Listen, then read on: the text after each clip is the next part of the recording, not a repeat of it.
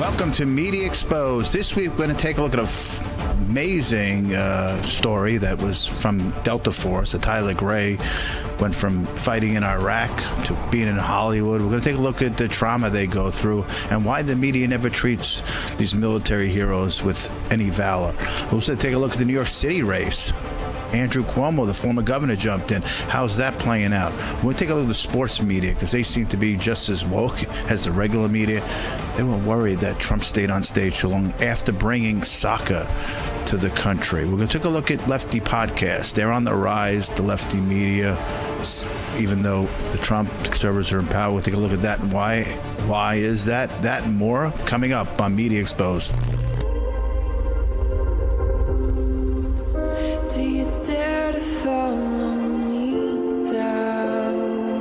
What they do say is fake news.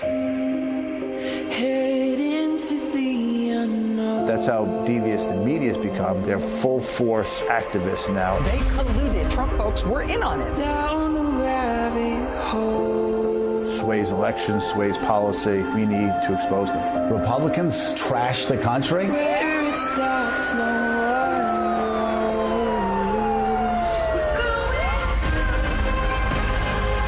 I've been doing this since I was 18. I've had hit jobs done against me. I've been attacked by media reporters. Am I afraid? No. Truth will prevail. Fake news media, we're here to call you out. Head into the unknown. Media Exposed with Adam Weiss starts now. Welcome back to Media Exposed. There's a new candidate in the race for mayor. Andrew Cuomo, the sitting governor, former governor, actually jumped back in.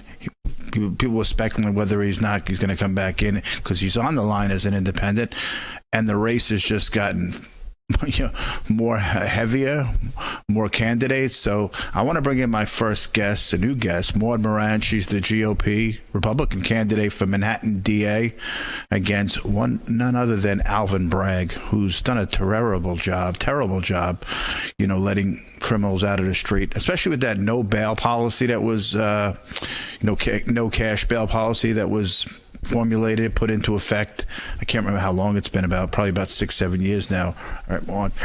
And I spoke to somebody from years ago, Empire Bail Associates, I thought it was, and I said, why is it so important to have bail? And she said, you know why, Adam? And she put a really point. She said, because when the criminal gets arrested and he has no money in the poor minorities community and he has to borrow money from his grandma, there's a lot of guilt that feels that. I said, that really makes sense, right? It's not just about the cash. It's about now you just let him out, and it's reckless society. And I always see Eric on the stump bragging about how much crime is down. But I saw these stats, and you tell me if I'm right or not. It seems crime was up 40% higher than 2019. Murder is up 7.9%. Rape was up 330%. Robberies up 6.7%. Assault 92%. Violent crime 42%. Am I right with those numbers, Maud? Yes and no. Yes, you're right that all the numbers are up, but the truth is I don't think the current crime stats actually capture how bad crime is because there's been a real disincentive to report accurately. There are cases right now, violent crimes happening in our city that don't even get recorded because they would have resulted in arrests previously and they're not resulting in arrests now. So I think New Yorkers have to trust their eyes and not be gaslit by statistics, even the ones that say that crime is up, because they don't always capture how much it's up. You're right, because back in the day, decade ago, somebody in the middle of time screaming at someone, throwing things at them, a natural thing where a cop might have arrested them. Now it's just like, okay, walk away. We don't. Now you just have to walk in a big loop around the person. We don't. Yeah. Cops don't even want to get involved in the petty stuff like that. Back in the day, it was you're not allowed to harass people, throw things at people, but not in the New York we live in these days, right? I live on Central Park South, right by there. It's 50, and I was walking my dog around the corner, and I made a left on It was 7th Avenue between 59 and 58, and I videotaped it. 4 homeless people on one little, and people don't know, blocks are small in New York. I'm not talking an avenue. 4 in a row. A couple of them like obnoxious, screaming, but we don't do anything about it, right? It's silly. When are we going to bang the heads of New Yorkers and say enough's enough of Democratic policies? We need to finally elect GOP candidates, Republican candidates. How you doing out there? What's the mood from the public? Well, I'm going to say it's very funny now that we're post-primary, Adam. Well, first of all, let me just say thanks for having me on, Adam. It's nice to be here, and I'm glad that we could be here having this conversation. I am finding a very different mood post-primary than beforehand. Beforehand, I used to get a lot of like, Maud, you're great. I agree with everything you say, but like Republicans just can't win in Manhattan. Now I'm getting it, oh my God, Maud, you were right when you said we can't win, like sane, moderate, common sense people can't win in the Democratic primary because it's gone so far left. I have said for a long time now, we really need to take the fight for the soul of New York to the general election and not just be willing to settle for Democratic primary voters to choose our future leaders. And that's true in all the races, but it's certainly true in my race against Alvin Bragg. The only way to defeat Alvin Bragg is to get Republicans, independents, and the disillusioned Democrats or the woke up to reality Democrats like me, former Democrat, to come together in a coalition and vote for a sane Manhattan district attorney who understands that the job of a prosecutor is to prosecute crime. 100%. And now that, we're living in this different era, because I had back in when Trump first got elected, I would have these moderate. I lived in the West Village, man, for 20 years. If I couldn't get along with people, I'd be I'd be talking to the ground. Because I'm walking around 98% of the people are left liberal Democrats. But now, during Trump's first term, I'd get people sending me rude texts and this. Now they're fully in Trump's camp. The amount of moderate Democrat women, especially, whether it's the woke policy in the school, the crime, the homelessness. So hopefully this propels you back into, and hopefully they just do it not just for the mayor's race, but let's talk about the mayor's race a little bit. Andrew Cuomo jumped in. We got socialists now who propelled in the primary. Great creative marketing guys somehow. We have Eric, who's pretending the city's great and who's really got a lot of swag. I tell you, for a city mayor, he's got a lot of energy. He's out to 1, 2. He's like the club promoter you always wanted when you were young, and he still is the club promoter. He's a good talker, but I don't see the policies he says are really happening. But Cuomo's in there. How do you see this playing out now that Cuomo's fully jumped in there? Where's the lane? Maybe there's a good lane for Curtis, the GOP nominee, because he seems to be doing well too. Well, I'm going to tell you exactly what I think about what's going on in the mayor's race. But first, I want to just finish up the last thing the thing you said about my race, about the Manhattan's district attorney's race. Yes, I do think that there are enough New Yorkers for us to get rid of Alvin Bragg and to elect me as the next Manhattan district attorney. In order to do that, I need to be out there and talking to people all the time, and we need to have the financial support for the campaign. So if anyone who's listening to this wants to go to maudbarron.com, check out our policy prescriptions, make a donation, share our information with anybody else, I would appreciate it enormously. But to answer your question about the mayor, I feel the way I think a lot of New Yorkers feel, which is it's coming down to an anyone but Mamdani sort of moment. And I feel like there are a lot of New Yorkers who are like, well, let me look at this Curtis Lewa guy. Let me look closer at Eric Adams' records. Let me consider if Cuomo can actually do better in the general than he did in the primary. And so I think there's a huge number, a really huge number of actually undecided voters. And I don't think we'll know in the heat of the summer in New York until we get past Labor Day into September and figure out who the leader of that field is. Right, because I don't like, in European parliaments and all over most of the world, it's a parliamentary system where there's 15 parties, and the one with the most, they might get 29, 30%, becomes the prime minister. And all these New Yorkers say, you got to get out, you got to get out. Let them all run. Whoever gets the most, even if it's 30%, 29, 31, let them be the mayor. It's fair that way. I want to talk about this quick story here. Joe Biden's osteopathic doctor pleaded the fifth when asked if he ever tested Biden's mental acuity. and the corporate press said nothing. It was like, what? Can you imagine they did that for Trump? They'd be screaming, how dare you plead the fifth? We need to know what Trump's... And there was a story today, because Carolyn Levitt had to come out early in the week about his legs. His legs were a little swollen, and the press were like zooming in on it. And he came out and he had to have his doctor say, yeah, he had a little swollen, so something with the veins. But let's go to his cut, and Karen Donalds was talking about the doctor pleading the fifth. Cut one. First things first, that's just crazy. You can't answer a simple question about the former president's ability to discharge his duties, and you worked in the White House as chief of staff to the first lady, and you come in here and you plead the fifth.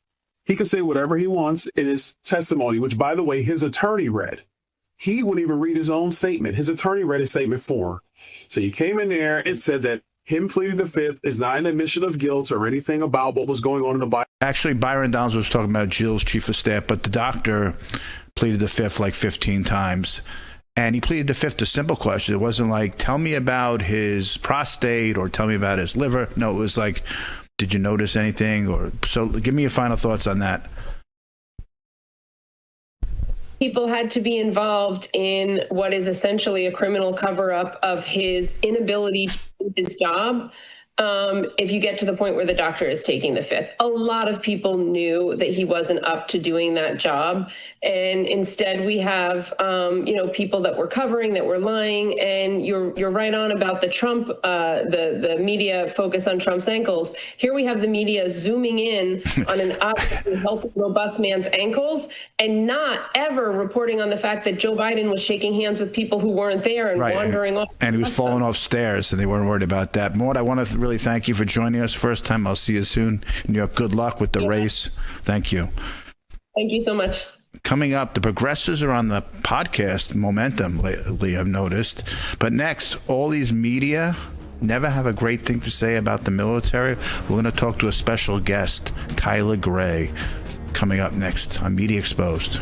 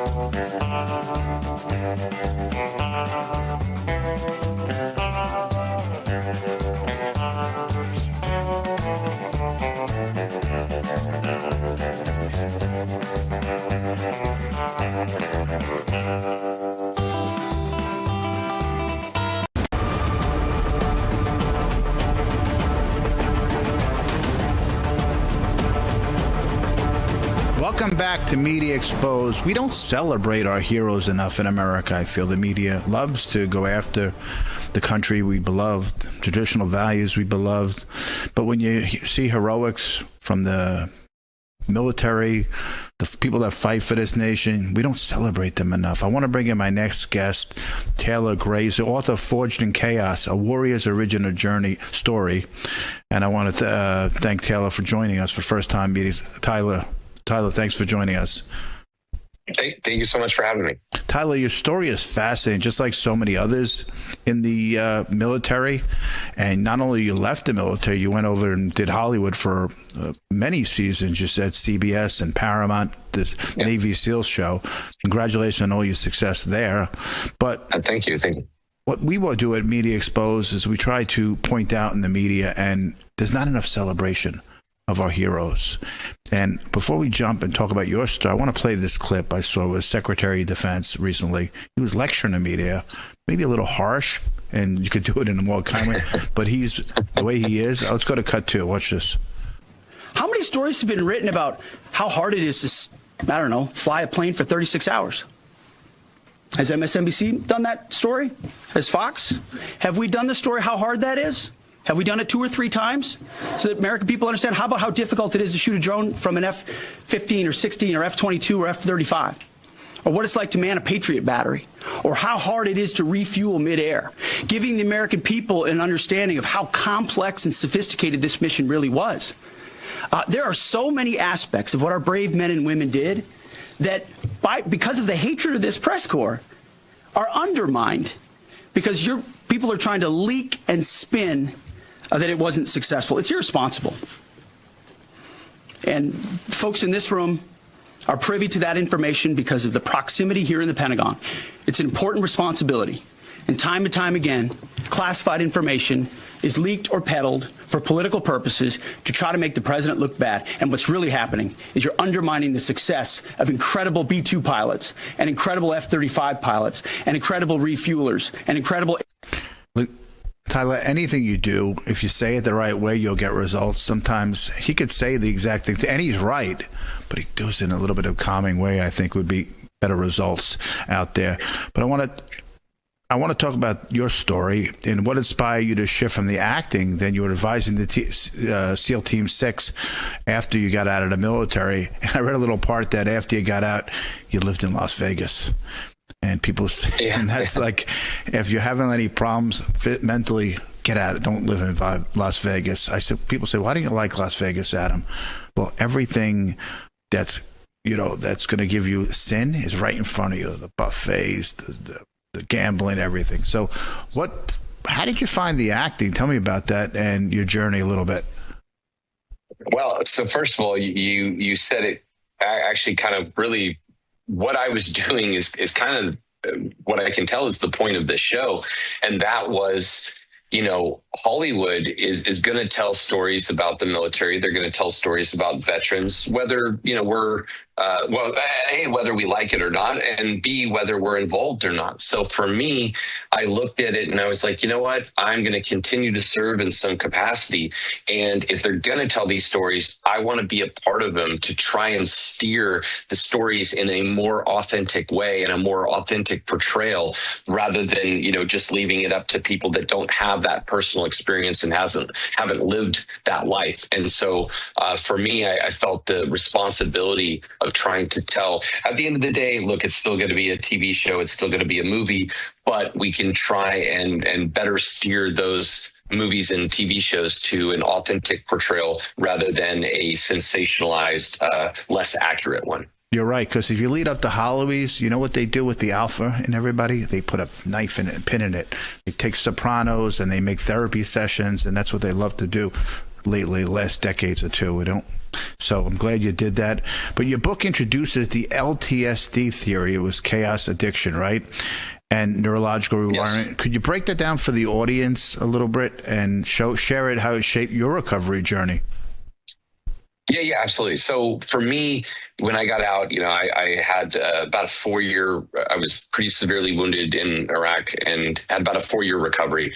When I started going and trying to seek, mental health treatment, for lack of a better term, I was told over and over again, PTSD, and it's 4 letters, and I don't. At the time, I didn't think 4 letters was a great summary for all the things that I was experiencing. And so what I realized over time looking for my own solutions is that the P in PTSD is post-traumatic stress disorder. And what I realized about my own life and the pattern I was seeing in other veterans and first responders is that we never had a pre-traumatic stress baseline. I grew up in a very chaotic childhood environment, and the vast majority of veterans that I talk to and have experience with have some variation of the exact same pattern. So what I came up with over time was that I don't have post-traumatic stress disorder. I have LTSD, or lack of traumatic stress disorder. Because I grew up in a chaotic environment, my brain neurologically rewired itself to make myself calm in chaos because my environment was chaos. So when it was chaos, I became calm. Conversely, when the environment becomes calm, the chaos now goes inside my head. And the way I have to calm myself to feel normal again and reduce that anxiety is I have to create chaos back into the environment to take me back to my homeostasis. Wow. This concept is something I've told hundreds of veterans and first responders at this point. And every single time people hear it and go, yes, that makes sense. That fits with how I feel. And so I'm trying to get the word out there because I think it can help a lot of people better understand why they're doing what they're doing. Yeah, and you described Sadr City in the book as a turning point, an explosion that shattered your identity, right? And instead of years of trauma, how did you muster the resilience to rebuild from that? So I mean, this is a strange thing to say, but I think you'll agree, and most people agree with this. I feel that there's two, in the animal kingdom has 2 types of animals. You're either predator or you're prey, right? And I think humans are the same. And for me, as a child, I define a warrior not by a uniform or a job that you did, but simply if you're pushed, do you push back or do you stay back down and not get up? And as a kid, I don't know where it came from. I just had this innate, I will push back. And so I think the warrior, the warrior template or the warrior branding, so to speak, is something innate and we don't know where it comes from, but it's there. And so for me, when all these things kept pushing down on me, luckily I just had that innate sense. And don't get me wrong, it took a lot of time and I was messing up things for years. But I kept trying to push back. I failed and I kept trying to push back.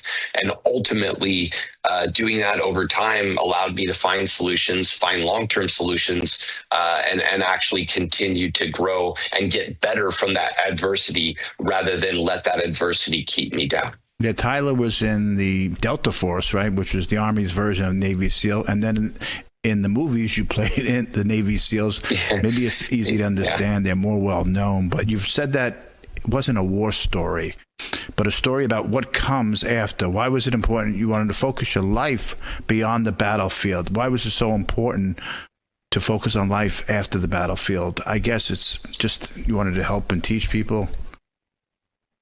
Yeah, well, I think the reason I did that is, it's like when I try and tell people, look, I think there's great war stories out there, but for me, everything that happened in war, and I know this is going to sound crazy, but even getting blown up and very seriously injured, I mean, don't get me wrong, it wasn't a great time, but it wasn't that bad. It didn't cause me any serious issues. However, the things that I experienced when I was out, the loss of identity, the loss of purpose, the loss of a community that understood me, all those different things really broke me in a big way. And so for me, yes, I tell, some combat stories that are relevant to the overall process, but most veterans in my experience have, as difficult as we think being in is, really the struggle of being out for most of us is far greater than the adversity we faced, even in combat. Right, you lose your battlefield brothers and sisters, you lose your family, then you're alone, and you're like, what am I in society now? What am I, right? What do you want to see? I just played that clip of Pete Hegseth, but what do you want to see more when it comes to the media's coverage of the military and veterans? What would you like to see to showcase them more, or you think they do a fair job or no at all? I mean, look, I think Hegseth's criticism was fair. I do think it was a little, but again, I chalked that up. You could see he was obviously pretty upset and pretty passionate when he was saying that, and he kind of calmed down at the end. So I understand, and I do agree that there's not enough portrayals like that. I think it comes down to, we really need to change the narrative on veteran struggle and start to really talk about what it actually is, not what we're being told it is, if that makes sense. And I'll end kind of this part with this is, PTSD is not specific to veterans, not in any way. And so when everyone is saying, hey, veterans' problem is PTSD, if anyone can have PTSD for, relatively anything, because trauma is subjective, then it can't be veterans specific problem. There's a whole suite of issues that identity loss of purpose, loss of the brotherhood, all those things you're talking about have absolutely nothing to do with PTSD. And therefore, I think we need to change the media's portrayal and the narrative when talking about veterans to say that it's something outside of just 4 letters of PTSD. And the more we can shine a light on it, I think the more we'll help veterans in the future. Tyler, I'd love to have you back. There's a lot more we can dig into. Thanks for joining us. I'll see you soon. Thank you. Anytime. Thank you. Up next, are leftist voices finally ditching the legacy media? They're on the rise. Let's take a look at that and more coming up on Media Exposed.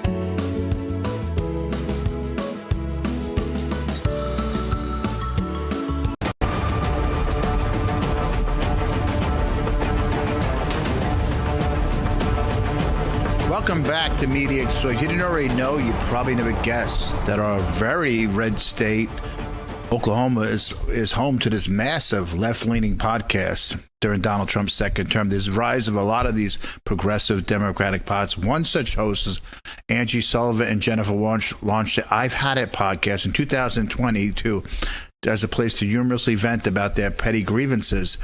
Think annoying public displays of affection and rule breaking in grocery stores, express checkout lanes, until a whole high-profile male podcast advised them to stay away from talking mouths that they added in rants on national current events. Since then, they've interviewed former President Obama, Vice President Kamala Harris, and a slew of other pop culture figures while making their own national media appearance. Next up, they're going to do a self-help book. While you're not be familiar with their podcast, you may know Sullivan as an Oklahoma family law attorney, and Welch is the owner of a local interior design. But they were on Bravo Celebrity in the Sweet Home Oklahoma series 2017 and Sweet Home 2018.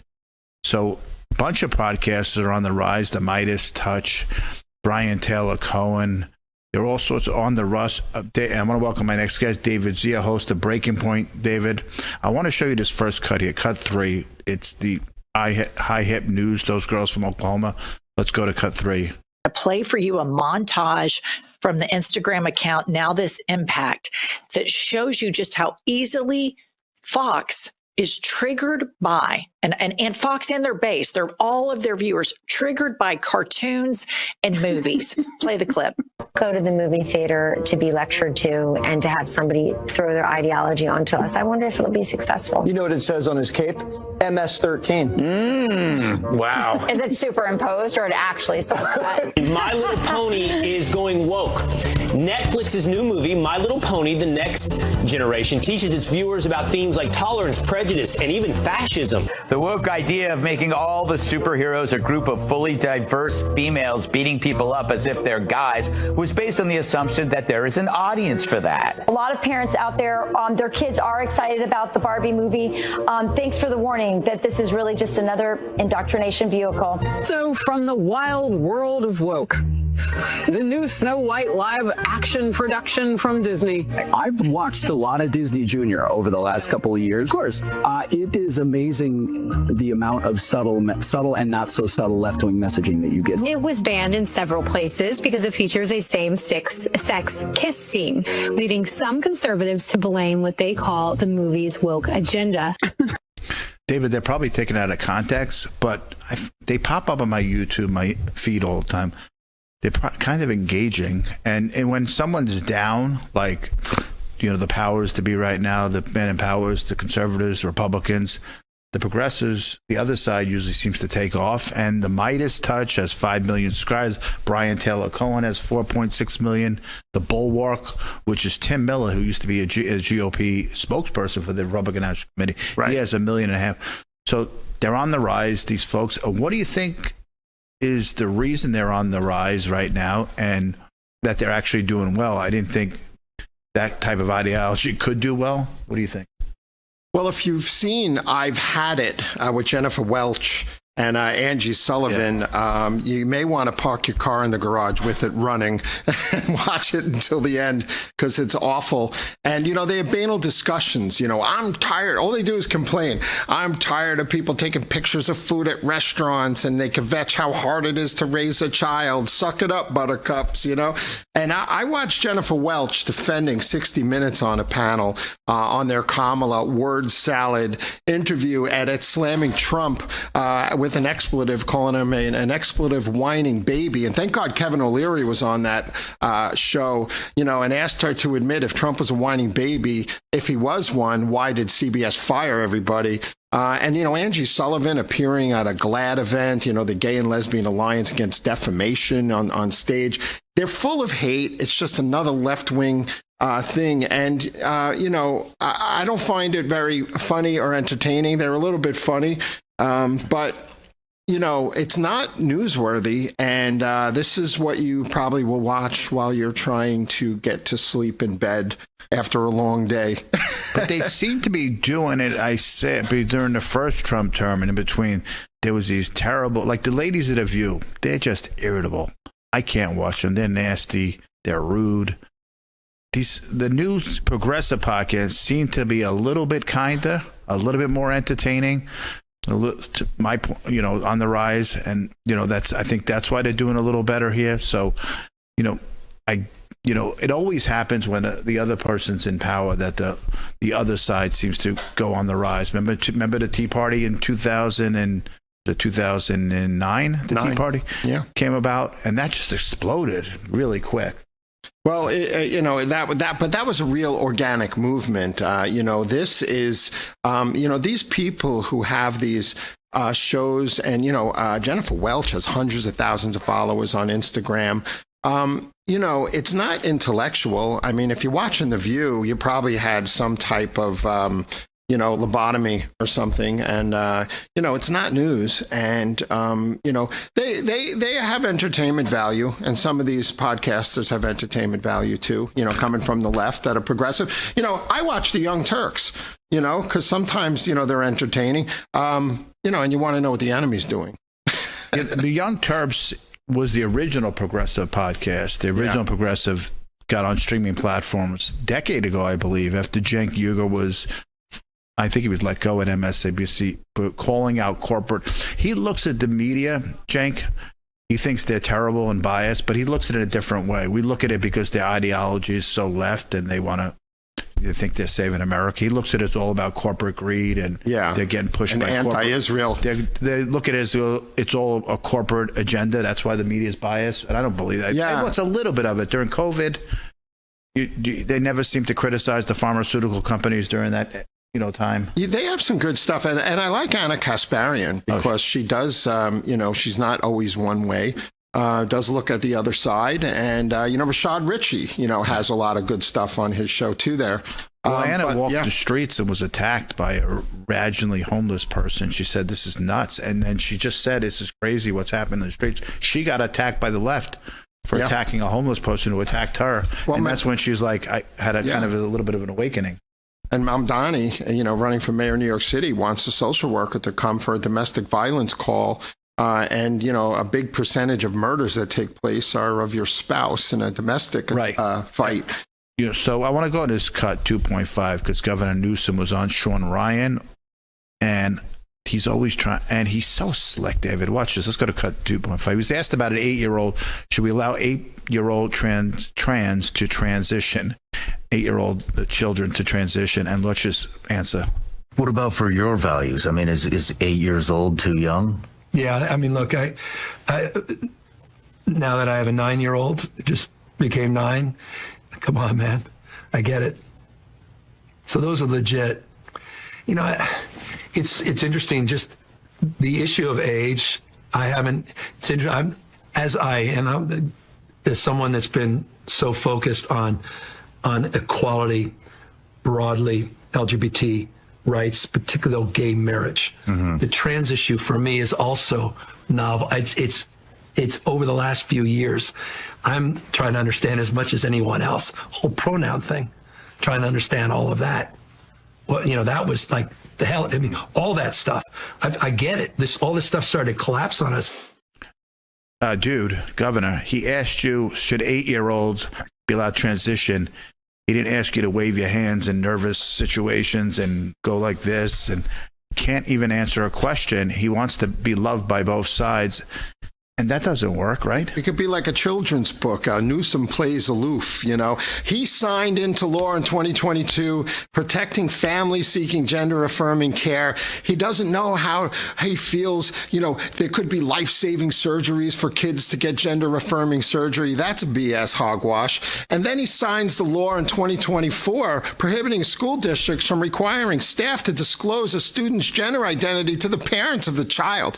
This guy is an expert in gender-affirming care, and he's in the tank for the deep left. And he's an expert on BS and slickness. Even his hair's slick, but he just never can answer a question straight. But he's going on conservative podcasts, libertarian podcasts, and hopefully the audience see through his slickness because, God forbid, this guy he's doing this tour, rehabilitation tour, and I don't think it's working.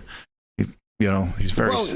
They even went as far as, in custody battles, Newsom signed legislation, I believe. I think it was AB 957. It takes away parents' rights if they're out of state in custody disputes with gender-affirming care. And it allows the state to seize, to take control of the child. They took away the right to the parents to even know. Can you imagine? Yeah. Your 10-year-old is manipulated because everybody else is saying I'm trans. They come home and say, I want to be a trans. And then therapy or a social worker or teacher says, puts them through trials. That was after Temecula and Chino Hills in Orange County challenged those rules. They didn't have to tell the parent. If you told us that a decade ago, 2 decades, you would say, this is insane. Newsom doubled down. You'd want to arrest the politicians that approved that. And Newsom doubled down on hiding this from the parents with legislation. Right. So he's so full of it, saying this is new and we shouldn't do this and blah, blah, blah. Give me a break. Well, he's touring the country to run for president. He was just in South Carolina, so he's kind of modifying it. Right. He complains about these policies. You complain about the policies and you created it. Yeah. It's crazy, right? Unbelievable. David? Yeah. So, give me your final quick thoughts on that, the whole ecosystem of podcasts, quick final thoughts. Well, I think you should spend your time wisely, self-educate, look for entertainment value and stuff and know how to read between the lines, and don't watch the show I've Had It, because I've had it with them. Up last, when did the sports media become so silly? This past week has given us more than we can take. That and more coming up on Media Exposed.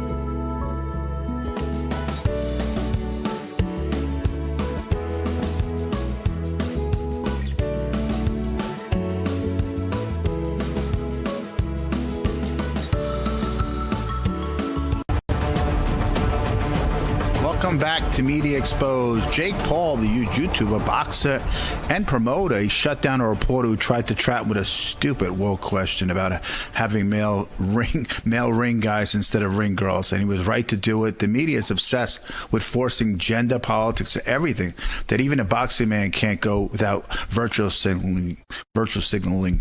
And then the left sports wing media late in the week lost their minds because Trump stayed on stage too long at the FIFA medal. Meanwhile, we brought this amazing soccer to the United States. Really, this is the best you've got. Meanwhile, the biological male dominated in California still at a track event, and the media called it inspiring. And yet, Linda McMahon and the Justice Department now are suing. ESPN won't cover anything but the devote segments election fans of diversity, pronouns, equity, and sports. When fans tune in for scores and highlights, they get woke sermons instead. The American sports world is being hijacked by leftist ideologues who care more about pandering to activists than celebrating athletes. People aren't watching to be preached about. I want my next guest, Paulie Malignaggi, who's the former welterweight champion from Brooklyn, where I was born. From Brooklyn, former welterweight champ, also the host of Pro Sports Box TV. Did I get that right? Pro Box Sports TV. Pro Box TV. Pro Box TV. It popped up on years ago, maybe a couple of years ago, Pro Box, and I was fascinated because I'm like, if you're a boxing junkie, he would be on there with, all the former champs in there, Tim Bradley and Sean, it's a little Sean guy who, what? Sean Porter and Chris Algieri. We've had several different guys. They would Absolutely. go and they would talk about every fight. It was so if you're a junkie like me, enjoyed it. It was great. It was fantastic. But Paulie, I saw this story right now, and I said, you know what? If Paulie was in this situation 20 years ago, he'd probably tell the guy to shut the hell up and get off the stage. This Jake Paul situation. But then, if 12 years later, you might have been like, oh, I have to be careful what I say. So if we jump on, let's watch this. I'm going to go to cut 4 here. When the reporter asked Jake Paul about having ring guys instead of women. And the issue or the theme about the ring girls in an all-female fighting card. And the ring boys? Sexualization of women. Do you want ring boys? Well, a couple of people have said that why don't have boys or none of any of them at all. I just want to bring to the attention the conversation of it. Talking. Next Thank question, you. please. Jake. If anybody wants to submit an application to be a ring boy to MVP, send it to that young man. Send it to Kamala Harris. I've always think that sports media, Paulie, is almost as worse than the regular media, how some of the dumb political questions they come up with. And that's what I said years ago when you first started your career, if they asked you a stupid question like that, you might have had the same answer as Jake. What do you think of such a... Because probably the crowd over in New York was still you probably better guess than this, 85% men, right? So why would you have what's the percent of men, even watching that great fight, Serrano versus Taylor? Yeah, it was a terrific card, and that's the thing. I mean, why would you try to trip up Jake Paul, the promoter? I mean, Jake Paul, the promoter, I think is doing some really good things for boxing. Why are you trying to ask, these kind of questions where I know the reporter's trying to go viral, but at the same time, in a politically very tense world we live in right now, the wrong answer could get somebody canceled, the wrong answer could get somebody pushed out. And really, I think Jake does a lot of good for the promotional game in boxing. He puts together really good cards. I'm not really a fan of Jake as a fighter, but as a promoter, I think he's put together some really good cards. He's helped the women a lot with the all-women card the other night. That was the biggest all-women card in the history of the sport, I think, and I think it lived up very well to the expectation. He puts together really competitive, fun fights. So why would you try to trip him up with a situation where possibly giving the wrong answer can hurt him, and then in turn it hurts the sport? Because, boxing has a problem putting together really good cards, sometimes really good shows. And Jake is one of those guys that's putting together some really good shows. So I don't know, even the thought process behind asking a question like that, it's kind of backwards to me. And second of all, that side of the political spectrum, I try to toe the line, because there's some things I agree with on the right and some things I agree with on the left. And so I try to toe the line as to, try to be my own human being and not try to be a right-wing robot or a left-wing robot. But in this situation, right, I mean, if a person is on the left, they're more for feminism, they're more for women's rights and so on and so forth. So these women, now they're being eliminated. I've seen Sky Sports, where I used to work for in the UK. They've eliminated ring card girls now. This guy right here is asking Jake Paul about ring card boys. I mean, aren't you for women's rights? Why you're costing women their jobs now? You know, like, I mean, you got to make up your mind here, you know, like which way are you going to go? Because when a woman gets a job in a male dominated era or, you know, situation like, you know, an office job, or she becomes a CEO of something, or a woman CEO. Wow. That's really something to compliment from that point of view, right? From their point of view. So why now in an arena dominated by women, which is, you know, the modeling and ring car girl establishment, why are you trying to throw them out in favor of men? I don't even understand the mindset behind that, where, like you said, the majority of the viewership is males anyway, so they'll probably appreciate ring car girls rather than ring car guys. I just thought the whole mindset and thinking behind the asking such a question, no matter what you think, asking such a question, there's a time and place, and it just wasn't right. And also the mindset behind that, which is to trip up Jake and possibly hurt him if he gives the wrong answer. That's not right. That's not fair. You're just looking for clicks at somebody else's expense. Well, I went to Swim Week, which was like Fashion Week, but in Miami. It's 1 week after Memorial Day. And I get down there, and it's beautiful. They spend a lot of money on all these. It's swimwear, bikini wear for women. All the events are all women. Influencers, walk in the shows. We don't sit there and say, get me in there. We need equity. We need this. But then Sports Illustrated come along, the big show towards the end, and they have 4 hefty women, like super hefty. I'm not talking about like 160, 240, 250. And they're red pilling people to say we still need that body inclusivity, diversity. Why? Why are you like killing? What hasn't the left done or wokeness killed? They want to kill the modeling agency too. But then they real pill so much, go, oh, that's wonderful. But this is what they do. They try to force stupidity down. And the sports media is stupid too. I remember asking, who's that chaotic middleweight champ from the UFC was, and he lost to Duplessis, but he's really crazy in Canada. And they started asking about trans question. He told the reporters to F themselves. But one thing we give Dana credit about, Dana White from the UFC, he doesn't take that, and he doesn't allow political correctness to come over that, right? Yeah, to a degree, Dana, he typically doesn't step in too much when some of his fighters have spoken their minds. Not all of them, but I have noticed for the most part he doesn't step in, and I know that's to be commended. But I mean, overall, like I said, there's a time and place. I just don't think I guess there's a place for these kind of conversations. I think a lot of them are divisive for the wrong reasons, because I think there's more important things to talk about. You know, there are economic problems in this world. There's inequality problems in this world, more so on a classist basis than there is more from a gender and race basis, you know? You're one of the best announcers, Showtime. Your analysis was spot on. Great. I can't even remember the stupidity why you left. It was so dumb. It was something political that Espinoza, if there was a president, I can't remember because it's so idiotic. It's so politically incorrect. Well, it was, and for me, here's the thing, Adam. I mean, for me, even in that time, right, I try to season my words with salt, so to speak, a little bit better now, than being so raw back in the day, and that's not so much because I want to pander. It's more so because I study biblical stuff more, and that's what the Apostle Paul said, right? Season your words with salt. Because if you want to make a point, you might make a better point if you try to engage people at the halfway point instead of just pushing back completely, where they won't even listen to your point of view. So I try to do it for that reason, not so much to pander, but at that point, my issue at that time had been more the hypocrisy, because it was more so they weren't. If you hold that line in every situation, okay, you know what? That's your point of view. We can disagree, but I will respect it. But that was a line back then that was only held because I was white, and so that was the only reason they held that line.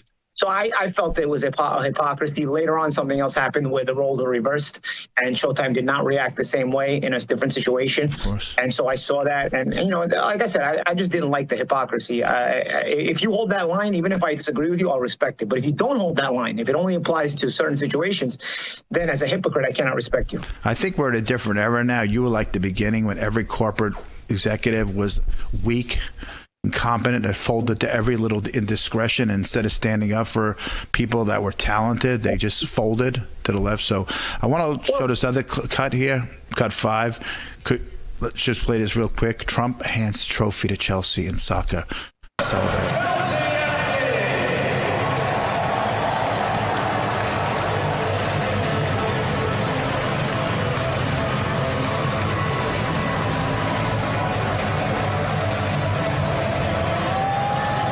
Chelsea are the 2025 FIFA Club World Cup champions.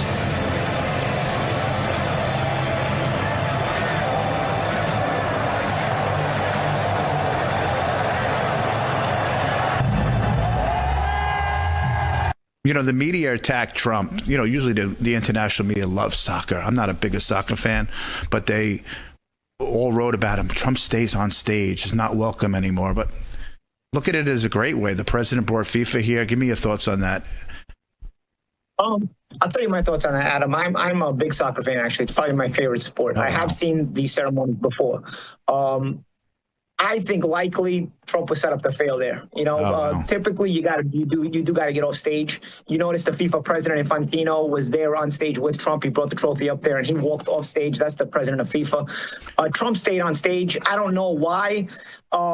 I don't think it's as big of a talking point, but I think it was probably done on purpose to create a talking point. I think some of these talking points in the media become distractions from more important situations that we should be talking about. I think Trump staying on stage for a trophy presentation, either way, whether it's you agree with it or not, it shouldn't be that much of a talking point. Okay, I agree with it or I disagree with it. But is it really that big of a talking point considering we have so many more important things to talk about? Got to jump, Paulie. Thanks for joining us. I'll see you soon. Thank you. You got it. A word from our sponsor, Hotel Planner. High tech, high touch. Go to hotelplanner.com for all your travel hotel needs. I want to thank Dave Zier, Paulie Malignaggi, Maud Moran, Tyler Gray, and Fran and Aaron for doing a great job in the control room. See you next week on Media Exposed.